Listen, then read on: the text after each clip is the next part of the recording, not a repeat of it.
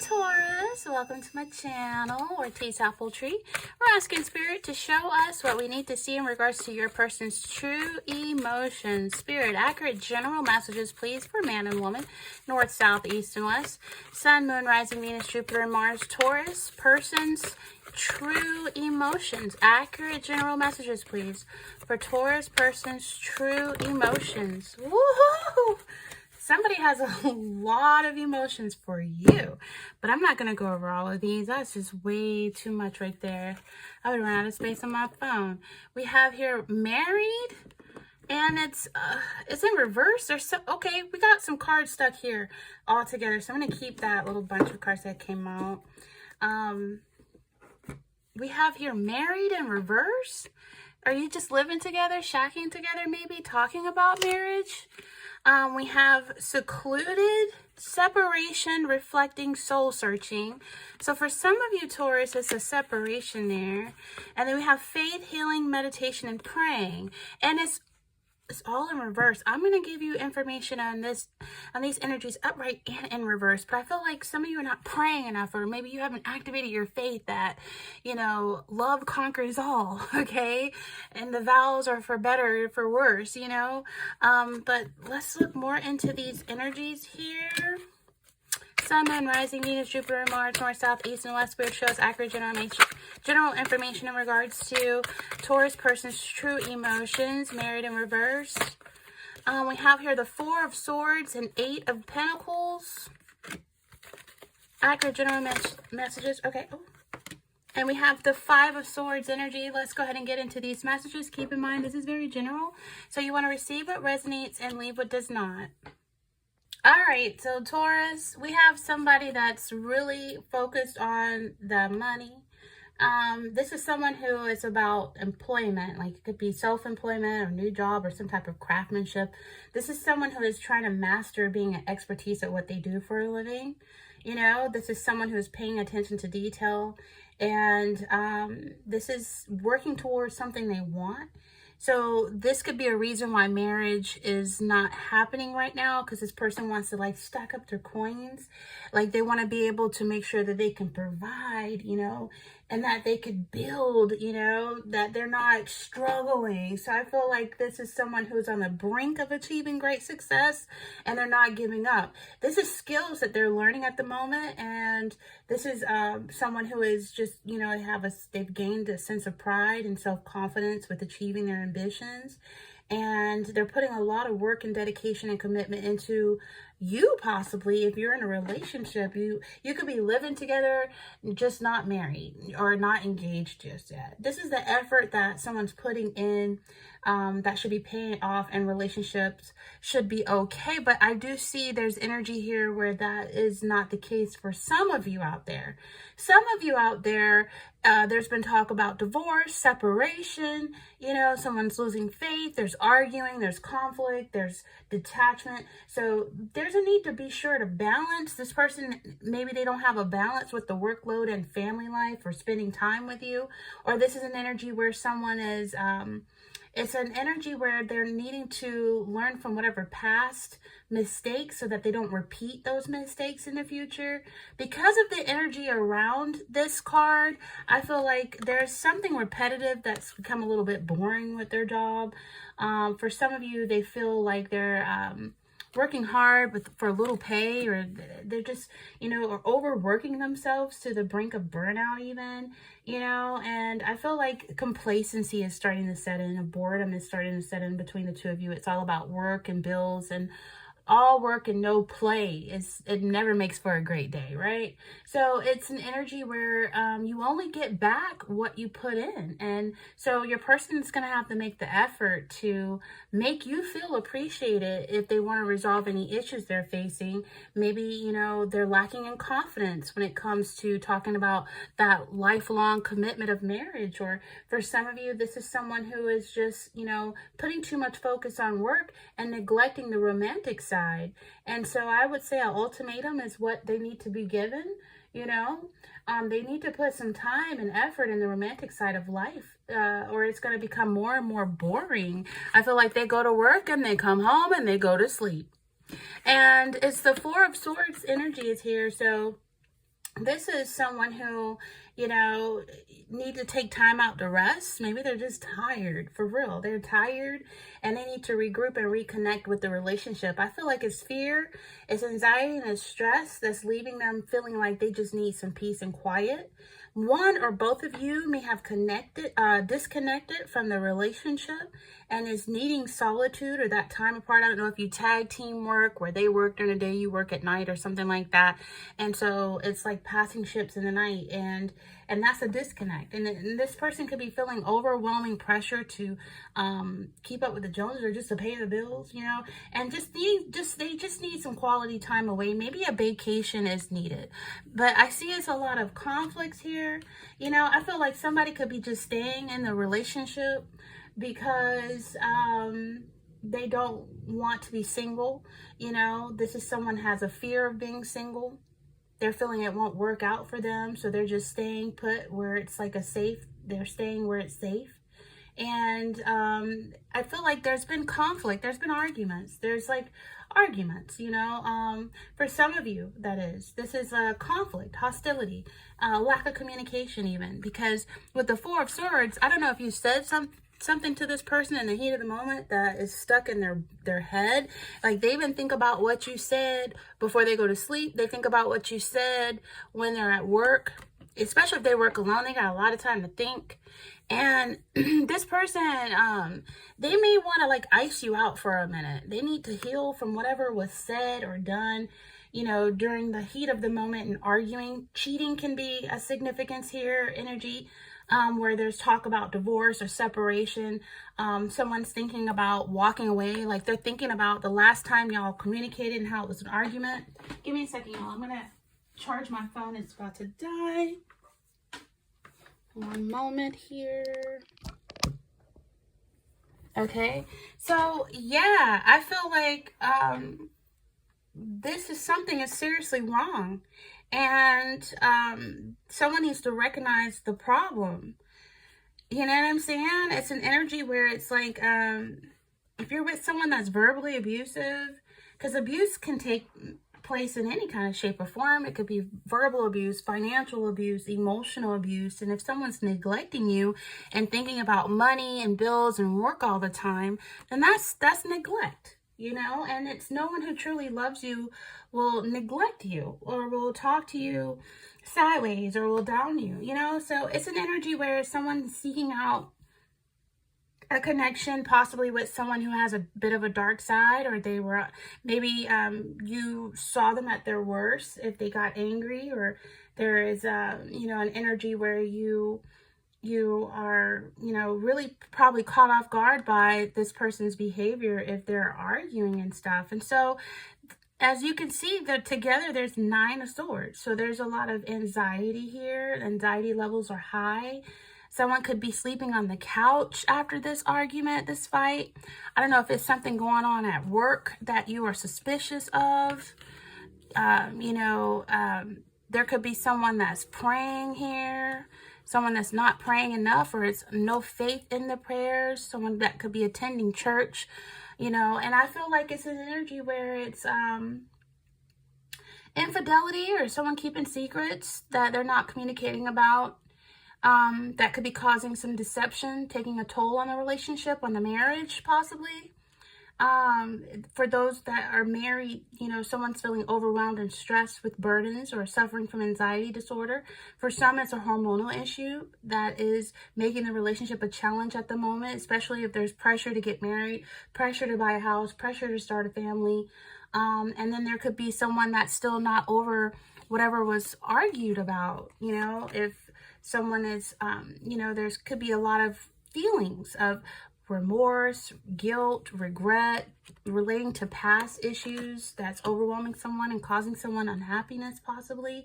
And so they're wishing they could go back in time and change the past. However, dwelling on it won't change it. So I feel like needing to find a way to heal from the past and learn from it. And once they do that, the future opens up. But I do feel like there is energy, you know, with the Four of Swords. The Four of Swords is here with the Eight of Pentacles, this together is a need for balance between rest and hard work, family and work and bills, and paying attention to you, and not just paying bills, but paying attention to you and romancing you and wooing you. And I feel like dating and stuff like that should never stop, right? You know, it's a reminder that this person needs to reflect on how important family is, just as important as work is. And someone who needs time for themselves and also time alone with the love of their life. Because they need to recharge, reflect, they need to stay connected and dedicated and focused on true success, you know, and true success is a need to have a balance, you know, and I feel like with the Five of Swords energy here, connected with the Eight of Pentacles, this is an energy where it's time for hard work and it's specific goals this person's trying to meet. Maybe that's why they're putting marriage off. For some of you, it's betrayal and they feel really hurt, and they're trying to make it up through hard work and dedication. They're trying to make it up and they're working tirelessly towards a goal. And it's an energy where it's like it's conflicting of emotions and experiences. And so I feel like with this energy, it could be very negative with the marriage vows, you know, the married energy being in reverse and being secluded, and separation reflecting soul searching. So I feel like you know, with the energy here, it's someone who has gone within, and it's giving the Hermit energy. It's giving the Hermit energy a lot with the separation, the reflection, the soul searching, because that's what the Hermit does. Some of you could be with a Virgo, you could be with Aquarius, Gemini, a Libra, Taurus, Capricorn. You know, it's an energy. You could be with another Taurus with that Earth energy, but for some of you, it's in reverse. So it is an energy where they've been, you know, feeling shut out or rejected. Maybe you're not having sex every night anymore. Maybe this person is working late hours and someone's going to bed alone, and they're, you know, tired of going to bed alone, you know, and it's just an energy where it's like, someone is missing someone. They're missing how they made them feel special. They're missing that that love, you know, and they're starting to feel single while in a marriage or while in a connection, you know, and it's been too much time put apart with each other doing their own thing versus together. So if you recently broke up with your partner, they want to get back with you. And, you know, it's all about the marriage vows, you know. I, Taurus, take you, partner, to be my wife or husband, to have and hold from this day forward, for better, for worse, for richer, for poorer, in sickness and in health, to love and to cherish, to death do us part, you know, according to God's holy law, and this is my solemn vow. And I feel like for some of you, you could have written your own vows as well, but I feel like with separation, you know, it's hard when you separate and you've said those vows, or you want to get to the point of marriage and someone isn't ready. It's hard, you know, and, you know, it's for some couples, a trial separation can provide the space and the clarity that's needed to work on the relationship and move forward. There are a lot of, you know, separation do's and don'ts when you're keeping yourself separate. You know, it's like you don't want to make any large announcements that, hey, we're breaking up, we're separated, we're going through divorce. You know, at this stage, you don't even know yet if the divorce will play out or not. So the marriage may end through an uncontested divorce, or it may end after litigation, or it may reconcile. So giving yourself that space that's needed if you're separated, to explore the options before you start publicly discussing decisions. Don't tell people about the facts, and do tell those with the need to know of what's going on in regards to your emotions. You know, you need time away from work to meet with attorneys or accountants, or you need new living arrangements to adjust to driving, or, you know, carpooling for the kids' soccer team, or, you know, you got to tell people directly who is impacted what you might be going through. They're likely to be more understanding and accommodating if they know what you're going through, a separation or a potential divorce. You can consult with an attorney as well. But It could be just a trial separation, you know, it could be temporary. And that's why it's never good to mess with someone who's married, even if they're separated, because you never know how God is working with an individual and can bring them back together to reconcile. And when you interact with someone who is married or separated, it just makes things even worse and more distant and withdrawn. So I feel like some of you could be experiencing like reasons for a trial separation. And there are many reasons that couples may consider a trial separation. You know, maybe one person still wants to work on the relationship, the commitment, and so there's potential benefits, you know, several potential benefits of a trial separation. Needing to reflect on feelings, work on personal issues. You know, sometimes in a relationship we can lose sight of our own needs and our own priorities. And so like I said, with that Four of Swords, somebody needs their own time, me time. Every human being, whether single or married, needs me time. You need that space. Like sometimes wives are happy when the husband leaves for work because they can excel and just have that me time, and vice versa. So I feel like we can lose sight of our own needs and priorities sometimes when we're focused on others. And so taking time apart can allow focus on self. It can allow focus on personal growth. And second, a trial separation can provide you with a sense of clarity about the relationship. And you know, if you're in the midst of conflict or feeling confused about your feelings and you can't see things clear, you can't see your relationship's future, sometimes taking time apart can provide much needed clarity and perspective on the situation, and it can help you decide whether to end the marriage or continue. And so it's reassessing priorities, really, at the end of the day. And sometimes taking time apart can help us reevaluate what's important to us and what we want from our marriage. Okay. Now the downside again is if this person starts seeing someone else, you know, or, you know, emotionally it's challenging, or this person, you know, one partner might not be on board with the separation and that makes it a downside, or it's confusing for children if children are involved. And how do you have a plan to talk to your children about the separation and to maintain their routines and their schedules? And so the potential downside to, you know, separation, even if it's trial separation, is serious. You risk doing more harm than good. And this is why a lot of, you know, marriage counselors do not recommend that you go it alone. If you're considering trial separation, you work with a mental health professional to ensure that it's, you know, the right option for you and your family. And it gives you like support, and it's like a structure of support for you, your spouse, and your children. And it's a legal impact too with a trial separation as well. You know, legal separation, and legal separation is almost as involved as a divorce. So it's ground rules. You know, be clear about how long the separation will last and the terms of the break. Decide whether you'll be seeing other people during the separation or not. Establish communication boundaries, such as how often you'll talk to each other and what types of communication are allowed, if any. You know, decide how you'll handle finances and household duties during the separation, and the kids. Who's going to pick up the kids? How often do you want to plan on talking and seeing the kids during and about the separation? So sometimes it works and sometimes it doesn't.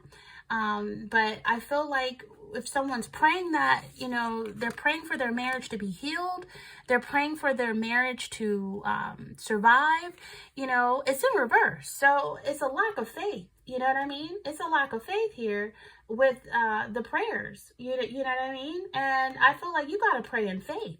You know, you got to take action towards healing, and meditation is also a requirement of alone time.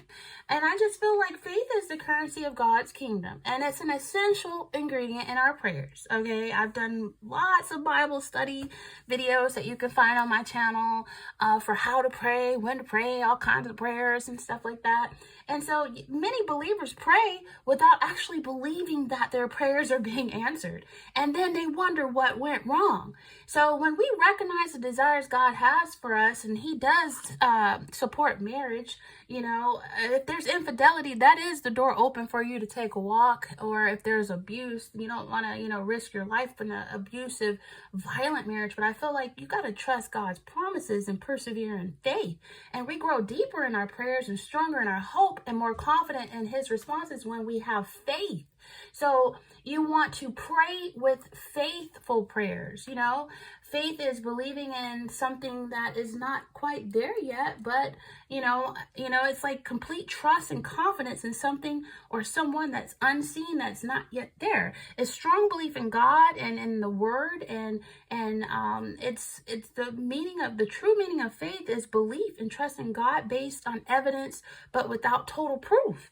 So it's like taking a leap of faith. Some is ready to take a leap of faith, but could be afraid to start all over again. And you don't want to stay for the kids. You don't want to stay because of fear of being alone. You don't want to stay if you've already, did the trial separation and things are still not working and you're feeling secluded and this person's not giving you any effort or attention and it's arguing and fighting. Some may not be wanting to take that leap of faith, or just wanting to take the leap of faith and do their own thing. So I feel like this giving me the full energy with faith, taking a leap of faith, and someone's not wanting to do that. So I feel like if you want something to be healed, if you want this to work, yes, take the time that's needed for soul searching, reflection, and stuff like that. Listen to inner guidance, talk to your pastor, talk to a spiritual counselor. It's about spiritual enlightenment. And I feel like with this energy, coming out on the other side is what you want.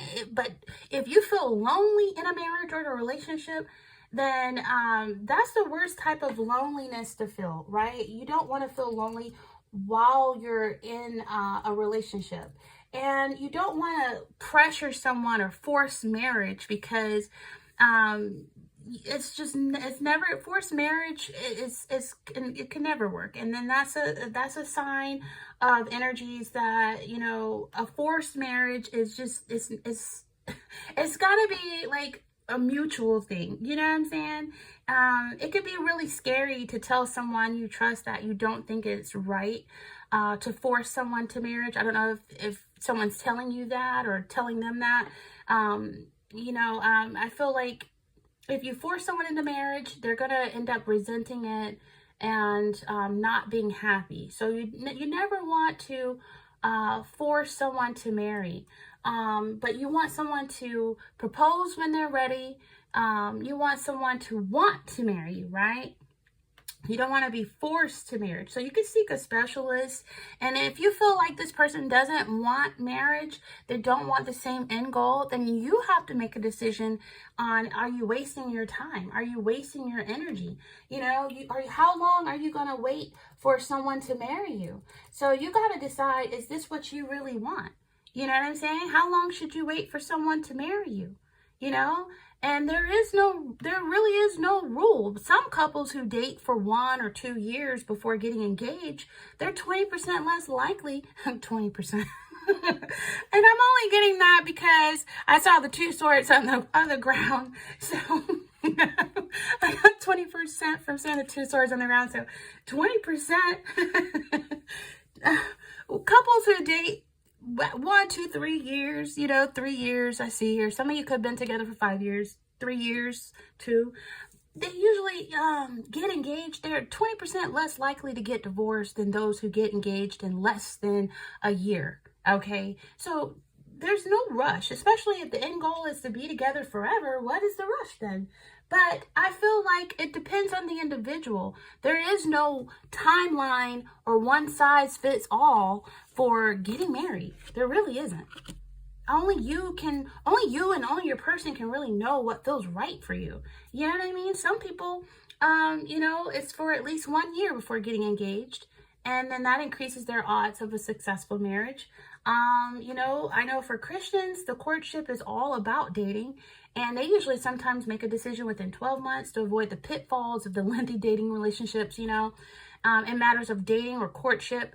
And I guess, engagement within a year or after a few years, because you can always get engaged, and then that gives you a lot of time to plan for a marriage, and you could take your time on that and save your money or whatnot. But I feel like you know, someone may be hesitant to continue the relationship if marriage is off the table, or if they continue to delay getting married. You know, it's disappointment, it hurts, it triggers a partner's feelings of being rejected, and the person feels like they're wasting their youthful years, they're wasting their time, and they feel the relationship can only be trusted after a short time for a proposal. But, you know, it's a risk that we make when waiting too long to propose. So, you know, humans are creatures that have various types when viewed in terms of character of life choices. And so we can see from diversity of people who choose partners according to their respective criteria. So it's you know, a person that wants to get married right away, you know, and build that serious relationship, they want someone that's suitable, that will last long term. Can they deal with your hang-ups for a long term? You know, is there enough money? Is there stability? Is there independence on both ends? So things like that, you know. And I feel like a series of proposals is usually carried out through various methods, and, you know, moving in together, living together, that can even prolong you getting married. Like the old school saying was, why buy the cow when you're getting the milk for free? So in that case, ultimatums, you know, it's always good to like maybe have your own place until someone proposes and then you move in together. But living together before proposal, before marriage, that can definitely delay marriage. What's the point? You're already acting married, going through the phases as if a married couple would do if they're living in together. So I think in some states, if you live together for so long, they even call it the common law marriage. You know what I mean? Common law marriage. You've been together for so long, it's like you are the wife or you are the husband. And so I think Florida, I'm in Florida, y'all, and we don't have a common law marriage in Florida. It doesn't exist. Florida does not recognize couples as having entered into a marriage relationship or agreement after 7 years or any other length of time of living together. Even if the couple has otherwise developed the habits and reputation as a married couple, nah. You got to say the vows, the old school way, okay? So, you know, in Florida, you stay together forever and you're not married. You don't have the same rights as a married couples, no matter how long you live together. So, you know, so I feel like someone wants to get a divorce, or someone is thinking about separating, and someone's losing faith in this situation. So this could be someone that's contemplating what life would be if they could, you know, be alone, you know, secluded, detached, separation, soul searching, and losing faith. They don't know if they want to take the leap of faith and do this all over again. They don't know. They don't know. There's a risk that's to be taken. It's in reverse. So they're holding back from having, you know, and I feel like you don't want to wait too long and this person block your opportunity for you getting married to someone who wants to get married. You know, they could be holding you back from having the kind of love you really want, or causing uncertainty in this relationship. You know, and I feel like this relationship started off really exciting. The two of you working together on it, putting in effort and moving in, living together. And then for some reason, it's energy where it could lead to feelings of insecurity, and it could leave the relationship on a shaky ground. All right, so this is very general. So receive what resonates, leave what does not. Like if any of these messages resonated, feel free to subscribe. Stay here at Ortiz Apple Tree as we follow your energies into the spring and summer. And until next time, again, this is Ortiz Apple Tree Taurus. Take care.